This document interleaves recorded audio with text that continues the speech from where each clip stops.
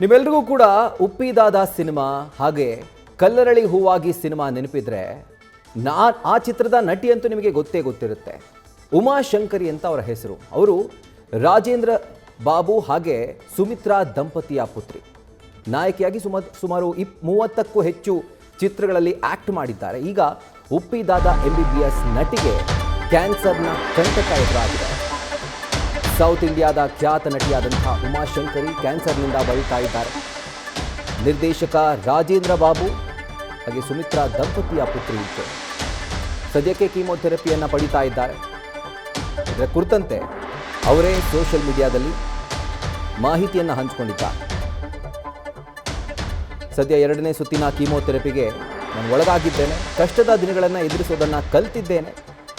ನಾನು ಸ್ಟ್ರಾಂಗ್ ಆಗಿರುವ ದಿನಗಳನ್ನು ಕೂಡ ಎಂಜಾಯ್ ಮಾಡ್ತಿದ್ದೇನೆ. ನನ್ನ ಜೊತೆ ಸದಾ ಇರುವಂಥ ನನ್ನ ಕುಟುಂಬಕ್ಕೆ ಧನ್ಯವಾದಗಳು. ನನ್ನ ಅಭಿಮಾನಿಗಳಿಗೂ ಅವರ ಪ್ರೀತಿ ಮತ್ತು ಸಹಕಾರಕ್ಕೆ ಧನ್ಯವಾದ ಅಂತ ತಮ್ಮ ಸೋಷಿಯಲ್ ಮೀಡಿಯಾ ಅಕೌಂಟ್ನಲ್ಲಿ ಈ ರೀತಿಯಾದಂಥ ಕೃತಜ್ಞತಾ ಪೋಸ್ಟನ್ನು ಮಾಡಿದ್ದಾರೆ. ಜೊತೆಗೆ ಮಾಹಿತಿಯನ್ನು ಹಂಚಿಕೊಂಡಿದ್ದಾರೆ.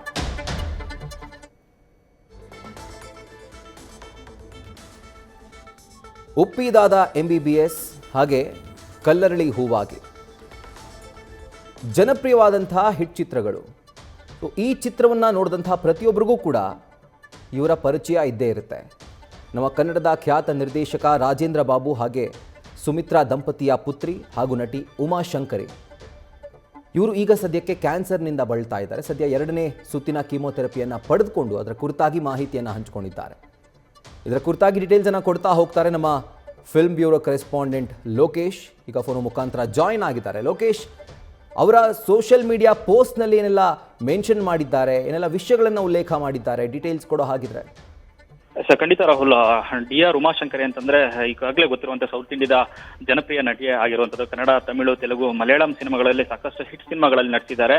ಸೊ ಅವರ ಹಿನ್ನೆಲೆ ನೋಡೋದಾದ್ರೆ ನಮ್ಮ ಕನ್ನಡದ ಖ್ಯಾತ ನಿರ್ದೇಶಕರಾದಂತಹ ರಾಜೇಂದ್ರ ಬಾಬು ಮತ್ತೆ ಸುಮಿತ್ರಾ ದಂಪತಿಯ ಪುತ್ರಿ ಆಗಿರುವಂಥದ್ದು.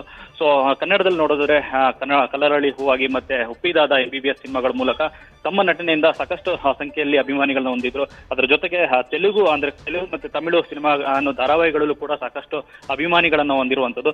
ಸೊ ಇತ್ತೀಚೆಗೆ ಅಂದ್ರೆ ನಿನ್ನೆ ಹೊತ್ತಿಗೆ ಈ ಒಂದು ವಿಚಾರವನ್ನ ತಮ್ಮ ಸೋಷಿಯಲ್ ಮೀಡಿಯಾ ಮೂಲಕ ತಮಗೆ ಆರಂಭಿಕ ಹಂತದ ಕ್ಯಾನ್ಸರ್ ಇರುವಂತದನ್ನ ಅವರು ತಿಳಿಸಿರುವಂಥದ್ದು. ಸೊ ಆರಂಭದಲ್ಲಿ ಏನಂತಂದ್ರೆ ಈ ವಿಚಾರ ಗೊತ್ತಾದ ತಕ್ಷಣ ನಾನು ಗಾಬರಿಯಾಗಿದ್ದೆ.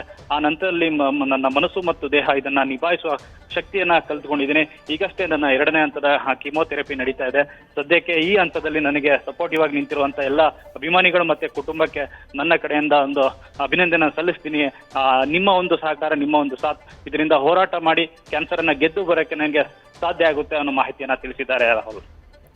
Right Lokesh, thank you ಡೀಟೇಲ್ಸ್ಗೆ.